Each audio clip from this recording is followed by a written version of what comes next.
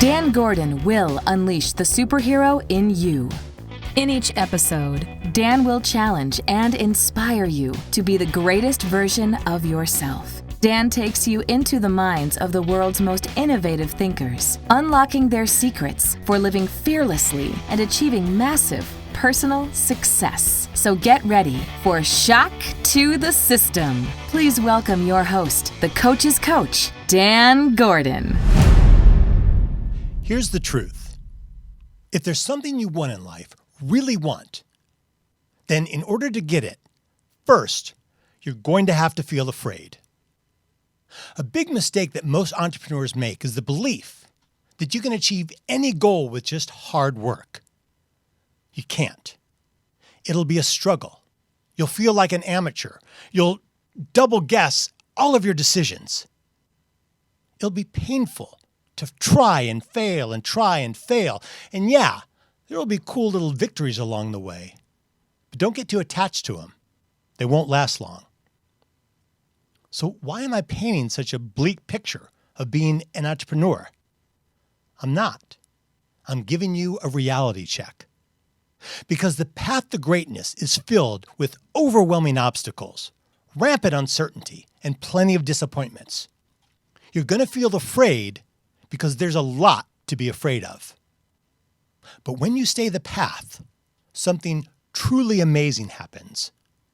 You recognize that the obstacles were nothing more than opportunities. The failures, nothing more than fantastic life lessons. Little by little, you find those things that once held you back, like boat anchors, turn into rocket fuel, propelling you forward. You gain an understanding of yourself and what you're truly capable of achieving in the world. You meet others on the path, following their own ambitions. You bond, trading horror stories and comparing battle scars. You create communities of fellow travelers, and together you build great things that draw great admiration and great wealth. But it doesn't matter. You keep creating just for the love of creation. And then one day, you turn and look back. So far down the path now, it's hard to remember where you began. It's harder still to remember the person you were at the beginning. Was the pain and the struggle and the suffering all worth it? You don't know. But what you do know for certain is that you're living an adventure that few people have dared to even begin. And when those people call you lucky or they wish that they could somehow be living your life, you say, you can. But first, I have to tell you the truth. If there's something you want in life, really want, then in order to get it, you're going to have to feel afraid. My name is Dan Gordon, and you're listening to Shock to the System. I created this show to help you pull back the curtain on your world and discover what you're truly capable of achieving. In the next hour, I promise to open your mind, to set your thinking on fire, to show you your superhero self that you've been hiding from yourself. Come with me and enter a new reality where success is just a state of mind. Strap in. We're putting a shock to your system. Let's go. For over 20 years, I've been coaching people on how to achieve greater success. And success is a word I use a lot on this show. You and everyone else have your own definition of success. From money to love and everything in between, success is the bar we try to reach, or the finish line we try to cross. And strangely enough, as much as we desire it, many times we run away from success. I have found that as people get closer to achieving the things they want, fear pops up. They're so used to the struggle that this new world of success seems foreign to them, disorienting, and a little frightening. It makes me wonder if when Neil Armstrong, after nearly a decade of training, stepped out onto the surface of the moon and thought, holy crap, what have I gotten myself into? There's a gap that exists between where you are now and the success that you want to achieve. Jumping that gap means stepping into your fears and giving up your old stories and belief. It's about entering a new truth where you can truly live life unlimited. And I want to give you something that will help get you there. It's my blueprint for life called Jumping the Gap, Kill Your Story, and Take Action. To get my free book, just send a text to my phone, 213-409-8366, and just text the word GAP, G-A-P, 213-409-8366, and text the word GAP. I am just so excited to introduce my guest for today. Phil Quartararo, or Phil Q as he's known in the music industry. He has been one of the most influential people in the music business for the last 40 plus years. And unless you're in the music business, you may have never heard of him. Phil launched Virgin Records in 1986 with Sir Richard Branson, where Phil served as CEO. He was then CEO of Warner Records, EMI, Rhythm Nation. He has personally worked with artists including, get comfortable, Linkin Park, Josh Groban, Madonna, Stevie Nicks, Cher, Eric Clapton, Red Hot Chili Peppers, Faith Hill, Goo Goo Dolls, Green Day, the Spice Girls, Janet Jackson. This list goes on and on and on. Phil was named Billboard's Music Executive of the Year and is regarded as the thought leader on branding of music artists. Today, Phil is president and chairman of the Hello Group, an agency committed to pioneering the new age of talent management. And if that weren't enough, and it should be, Phil gives generously of his time sitting on the boards of the Grammy Foundation, Syracuse University, Cedars-Sinai Hospital, City of Hope, and the T.J. Martell Foundation, which is the music industry's largest funding for cancer research. And still, with all this going on and so much more, Phil still said yes when I asked him to be on our show today. He's here to give us his insights and wisdom on success in business and in life. Phil, thank you for being with us today. Hi, Dan. Delighted to join you. Thank you very much. Wow. I mean, what an incredible story. I mean, we haven't even gotten into it. And already it's an incredible story. I feel a little bit like I know you because I've been doing research on you for a couple of days. And it's very kind. I appreciate that. Thank you. It's been really exciting. So is it okay if we start at the very, very beginning? Okay. Yeah. That'd be great. So, because I want to give my audience a context of just how bold and innovative you are. All right. So it's 1972 in Brooklyn, New York, and you're a kid in Chaminade High School. But instead of doing the usual high school stuff, you create a career for yourself, booking local music talent out of the bedroom of your home. Now, this sounds like something out of a movie. How did you become a music promoter at 16 years old? Well, I wasn't an accomplished music promoter, but I convinced my neighbor, who was old enough to drive and able to borrow his dad's car, that we should take a ride one Saturday afternoon or evening through Brooklyn and Queens and the Bronx.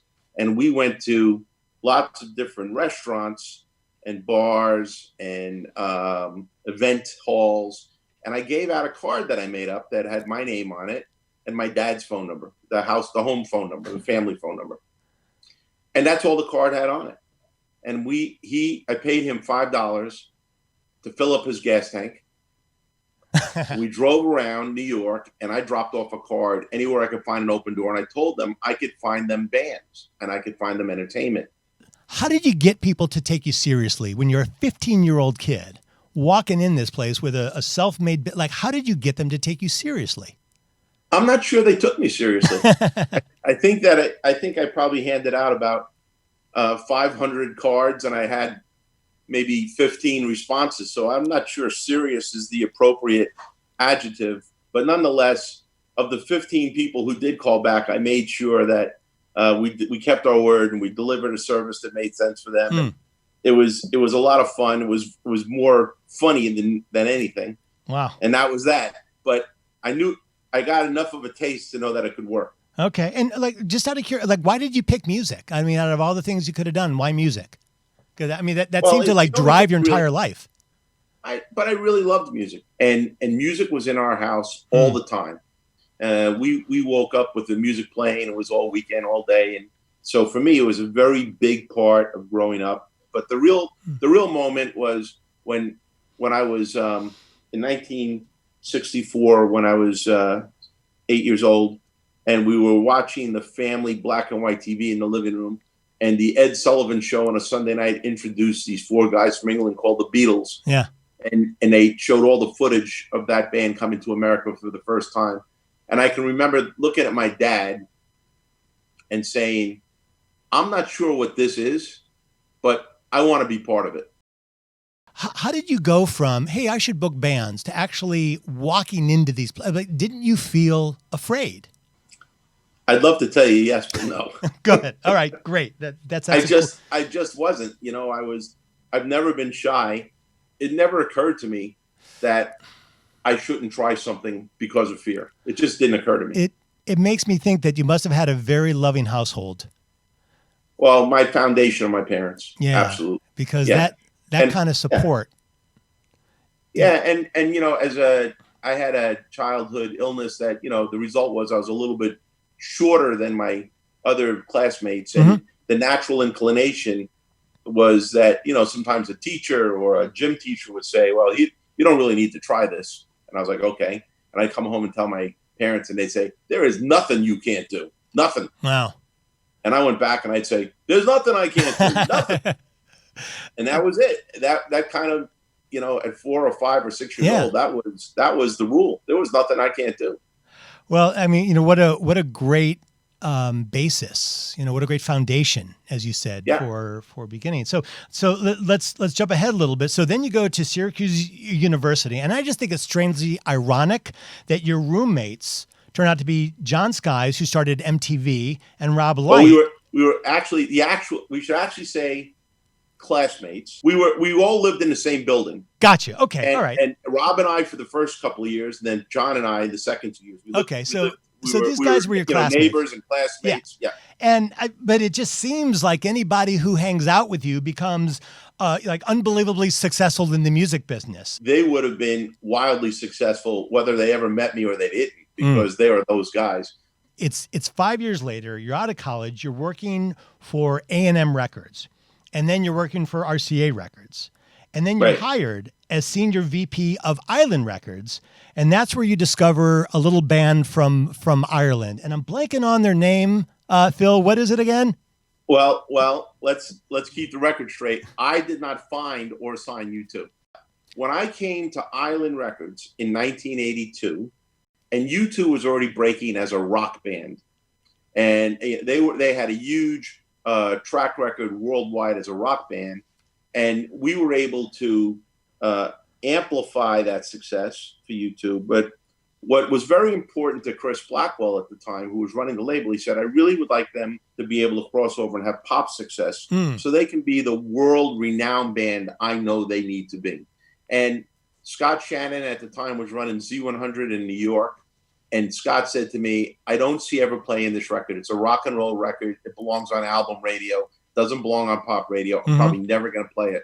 And I jammed him week after week after week for a year. And he finally said to me, if Jerry DeFran adds it at Kiss in LA, I will add it in New York. So I called up Scott and I said, we're going to add 2 more nights at the Meadowlands in New Jersey. He says, it'll never sell. I said, okay. He says, they've already sold out 5 nights. It's not going to happen. I said, I'll make a deal with you.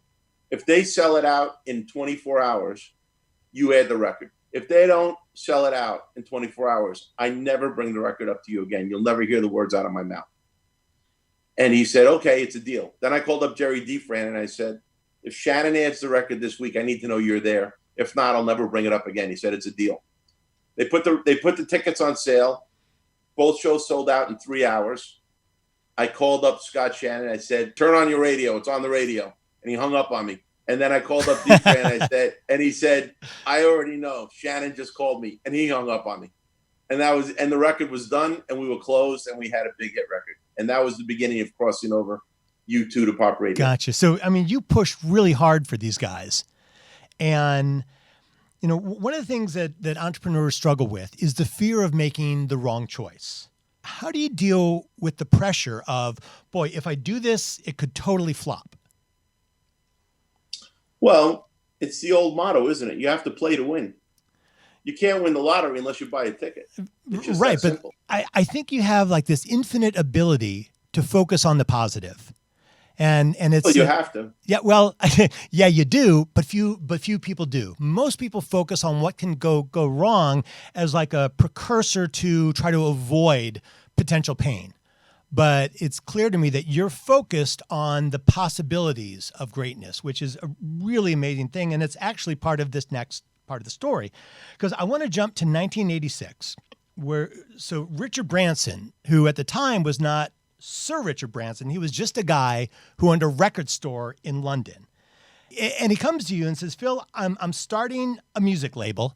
I want you to leave your high-paying, prestigious job and do something that, you know, could kill your career, right? Like, you know, and you say yes. Everyone thought you were crazy.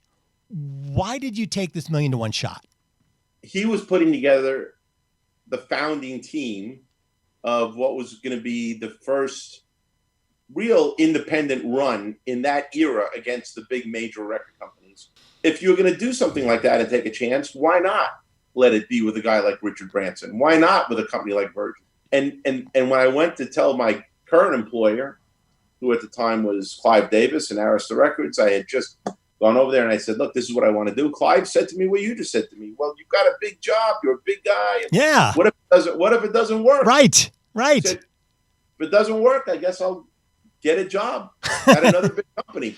And, you know, but I said, but if it does work, it'll change my life. Phil, few 20-somethings have that kind of perspective and courage. Most people with a job like you had, a prestigious, high-paying job, would say, look, I got a good thing here. I don't want to screw it up. But you took the leap, and it's really clear to me that that's what you like doing. And, right. and while you're at Virgin, you're working with artists like Smashing Pumpkins and Lenny Kravitz, Paula Abdul, the Stones, and then you're introduced to this girl band from London. They call themselves the Spice Girls.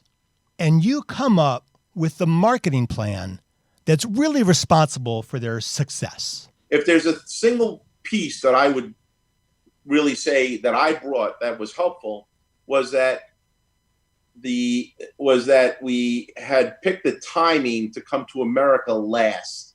That we were going to break the Spice Girls everywhere else in the world first, and then get to America. And the reason is this. In the mid-'90s, when we were preparing to bring the Spice Girls into the market, what was prevalent on radio at the time was a lot of hip-hop and a lot of bands from Seattle, like the Pumpkins and Soundgarden and Nirvana and that kind of stuff. But it was about to shift into real pop music again.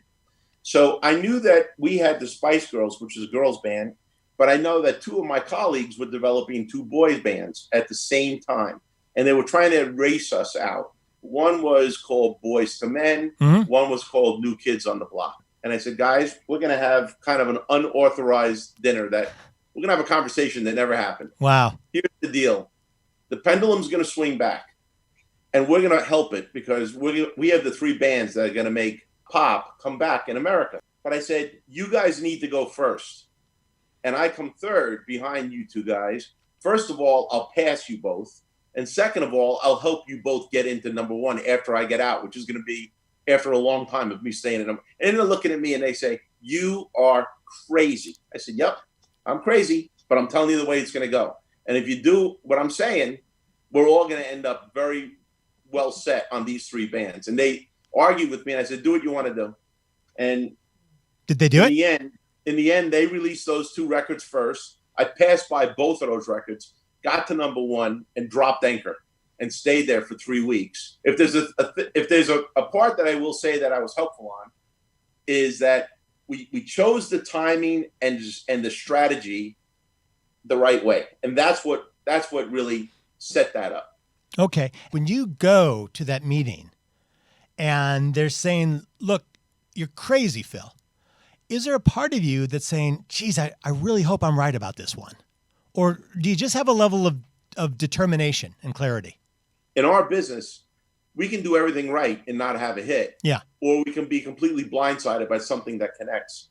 When we were out working Paul Abdul's first single, we were sure we had some traction and we knew we had a real artist that could do real damage at radio. But 3 months into the record, KMEL in San Francisco said, we're testing a record at night. That is the real one. It's called Straight Up. That's the real track you want to chase. You guys are chasing the wrong track.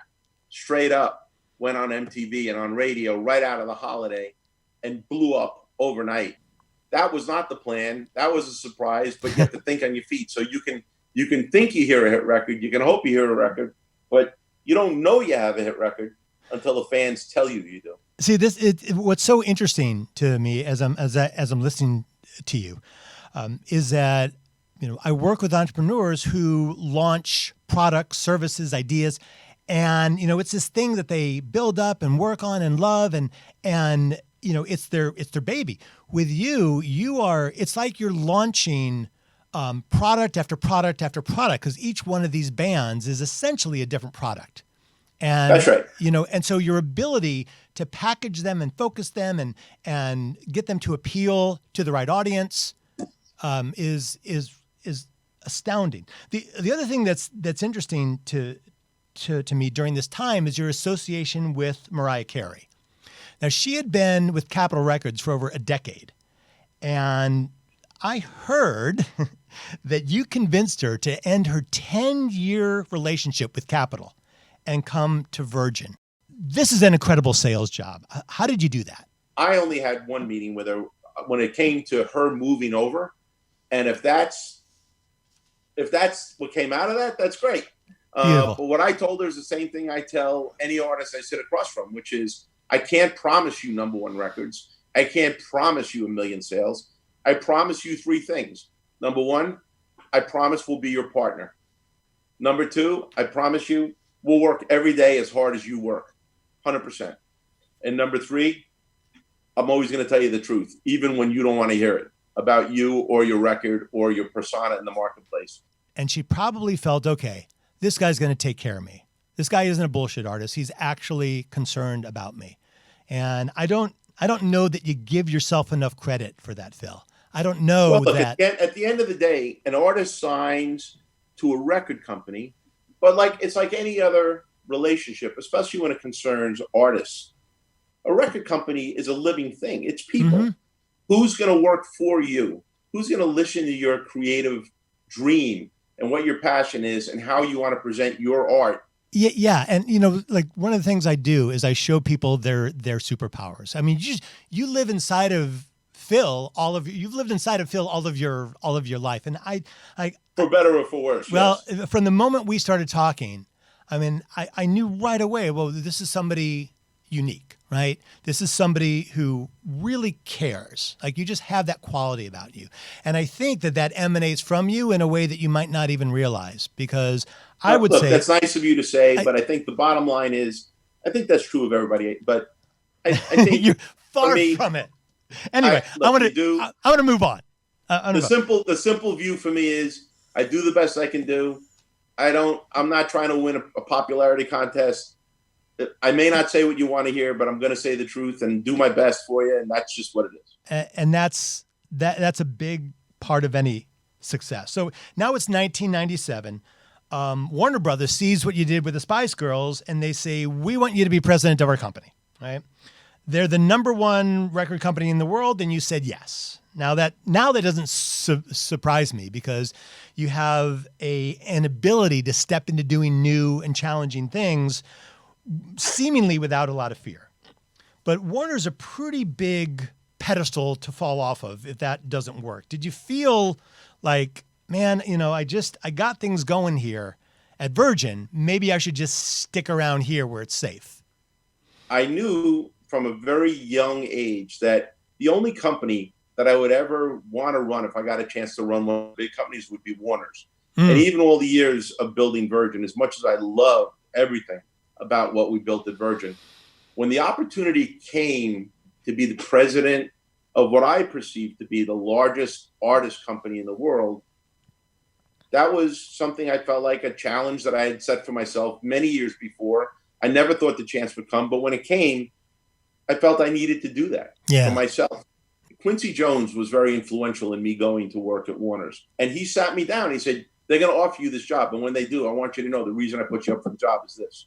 I want you to help get these guys to all talk to each other. Gotcha. And I met Bob Daly and Terry Semmel, who at the time were running, the film and music division. And they were wonderful. And Bob told me the same thing. So it made perfect sense. I knew I could do that job. And at the same time, work with the artists I revered the most my entire career. God, that's a great story.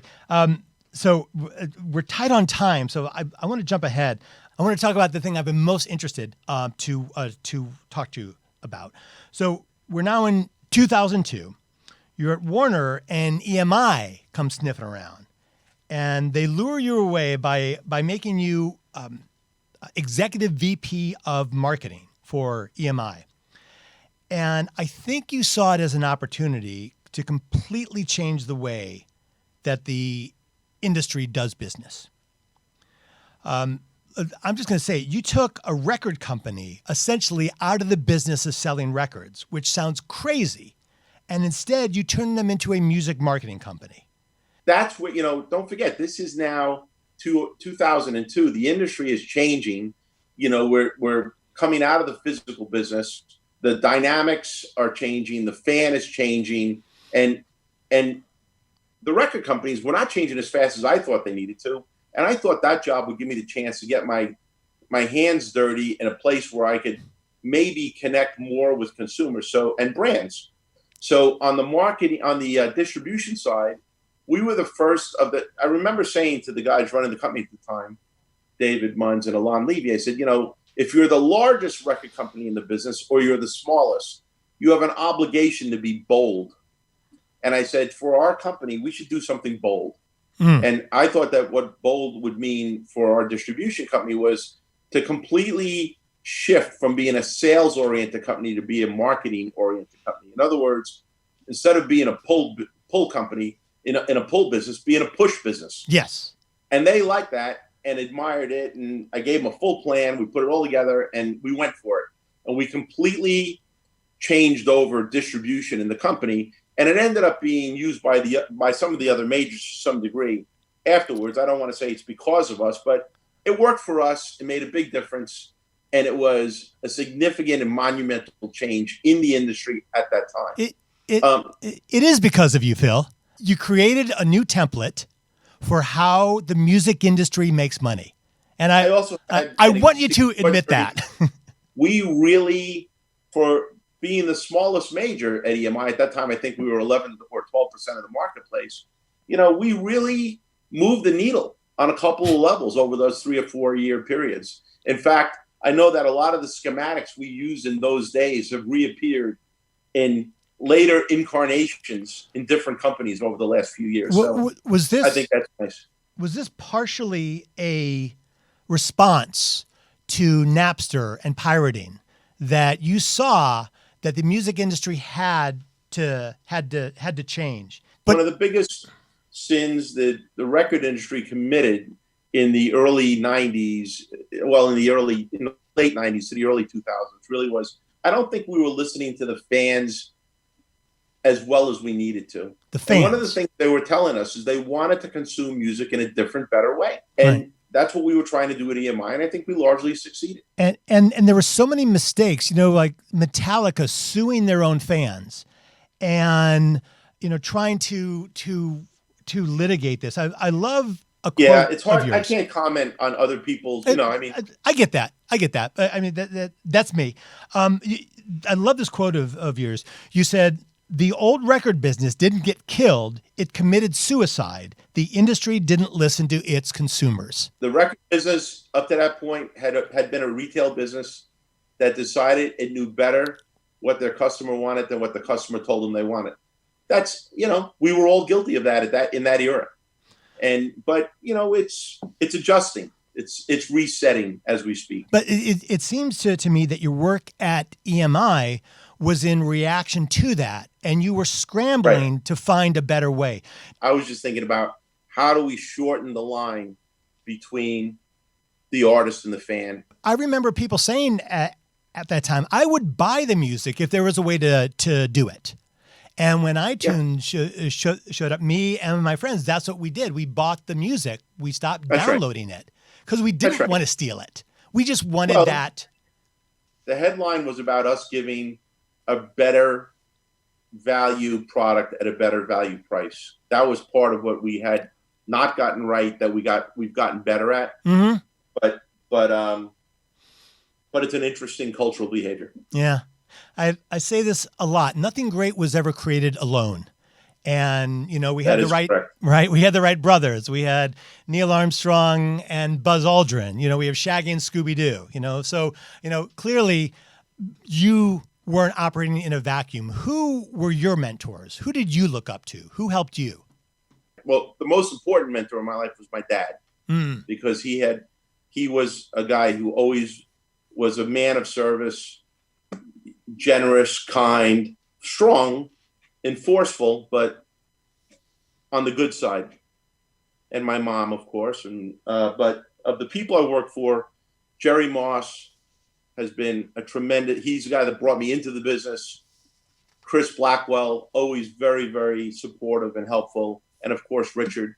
I think they probably were the most important people in my formative years in terms of helping me learn what the business really was. Got it. And how to do the right thing and the wrong thing. Do you have a career milestone? And when I say that, I mean something that really stands out, either like what we might call a tremendous success or a tremendous learning experience, thing that didn't exactly work out the way that you planned. Do you have a career milestone like that? At the end of the day, the thing I care about is that we are bringing the very best experience to the fan of their favorite music and musicians. And that any small part I can play to protect the sanctity of a song and a songwriter above and beyond anything else. That's the single thing I want to leave as my contribution. Got it. I'm going to get back to this. In 2013, you said something that I think was very prophetic. You said, today's curator of music is the brand. Lifestyle brands are using music as their currency.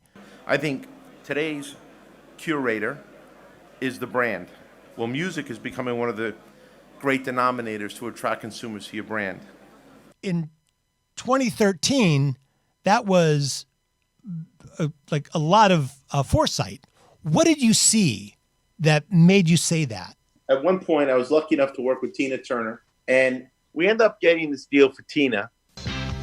In Hollywood, Tina Turner endured pouring rain and a smoke machine during the making of her first commercial. I don't put limits on my life.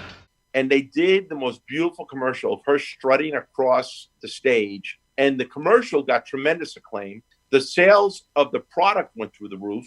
But even more so, Tina's catalog sales went through the roof. And all of a sudden, everybody sat up and said, wait a minute, this is a good idea. The other very good example was with another artist that I spent many years working with, Sting. There was a point where he had a song on the radio that was doing not so great. And they put Sting into a Jaguar commercial. And the song that was struggling to radio all of a sudden exploded and became a hit. Huh. And there were a couple of cases like that, like Tina, like Sting, that kind of took the stink off the idea of artists working with brands. And it all kind of happened within a couple of years. And it went from no way, don't tell me about it, to what can you find for me? Right. Which was great. I think what you saw was an evolution of how music reached people's ears.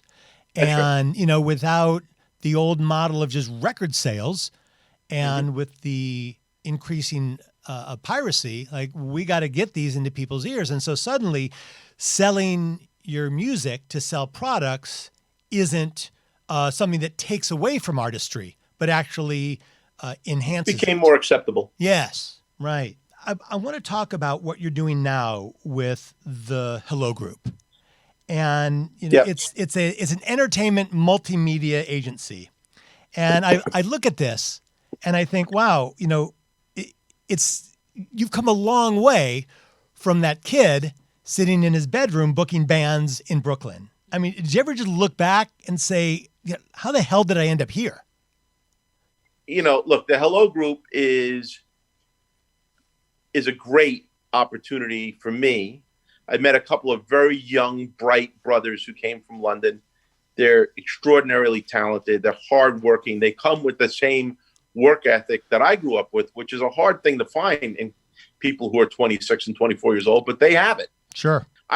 Look, I'm old enough at this point that I only want to do things that I love, and I only need to do things that I love with people that I love. So that's what I'm doing.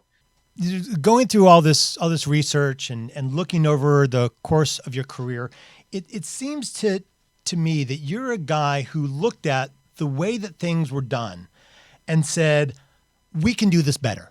Let's tear down this model and create something new. Let's innovate and take bold chances for bold results. And it's something that I work on encouraging entrepreneurs to do all the time, to step out of the pattern and to create something new. The struggle with that is getting people on board. So how did you do that? When you looked at something and said, we should change this and try something new, and people naturally are resistant to change, how do you get them on board and excited about your idea? When I sit across from somebody and I have a different idea or I want to try something new, I always say, if we're going to do something that's been done before, or we're just going to be an also ran, there's no value in that. I don't want to be the second guy or the 22nd guy to do anything. For me, it's all about doing something different and better. Yeah. And I think if you can do something different and or better, then you do it. Worst case scenario, it doesn't work and you try something else. But if you try something different and better, and you really know if you're really committed to it, a lot of times it's going to work.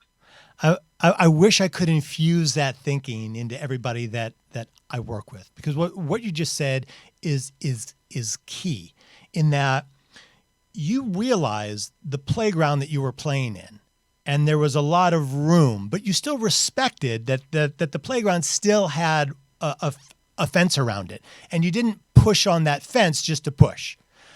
The other thing that you did is you pointed out the better world that the company could be living in, and you set that as the Emerald City, the place to head to. Essentially saying, where we are is fine, but there's nothing here. This thing over here, that's where the action is. Look, when we started Virgin Records in America, we made a conscious decision to try and build something that was different and better. When we got to EMI and we wanted to redesign what conventional distribution looked like, we set out to do something that was different and better. And with the Hello Group as an example, we're trying to infuse something that is different and better. So while the stage changes and the cast members change, the story's not so different. Yeah. I want to give you one last quote that I found about you that I think really sums you up.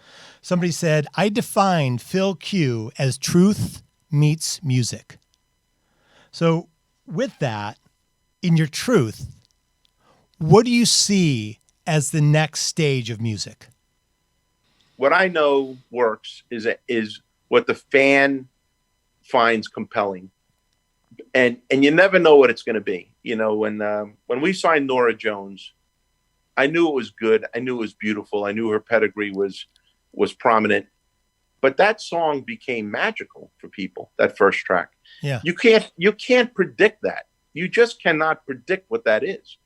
But at the end of the day, our ultimate journey is to bring the best quality music to as many people as we can. It is that simple. And as Ahmet Ertegun told me when I was a very young promotion man, he said, forget all the titles. There's only two kinds of music. It's either good music or it's not good music. And it's just that simple. And as I get older, I think Ahmet probably told me something pretty smart. Yeah.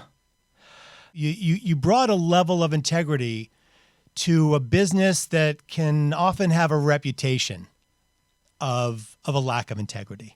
It's clear that you stood by your word. But more than that, you were bold and resolute. You were innovative. You looked at the possibilities and you gave it a shot with the thought of, well, what's the worst that can happen? We can always go back to the way that it was. But if we don't do something new, nothing new is going to happen. And because of that, you have literally changed the entire world of the music industry, because you set, in many times, you set a tone, you set a standard that everybody else followed because it worked. And well, again, I'll tell you that I think that's a generous statement, which is very nice. But if I was to reclassify what you just said, which again is very generous and very flattering, and I appreciate it, that my view would be is we always did our best. We always tried to serve our artist, and we always tried to do something different and better. Well, and if that can stick past my time here, then I think we won. I think it will. And thank you. What a beautiful way to wrap this up. I just want to give a reminder to my audience. You can get my blueprint for life called Jumping the Gap, Kill Your Story and Take Action. Just text the word GAP to my phone, 213-409-8366. Text the word GAP, 213-409-8366, and get my book, Jumping the Gap, Kill Your Story and Take Action, for free. Phil, thank you so much for your time, for your input, for your wisdom. Really appreciate having you on the show. And thank you for having me. I enjoyed it. Thank you. Thanks. And I wish you nothing but the best going forward. Thanks very much. Be well, my Take friend. care now. That's it for Shock to the System. We look forward to entertaining you, inspiring you next time. I'm Dan Gordon. Thanks so much. Bye-bye.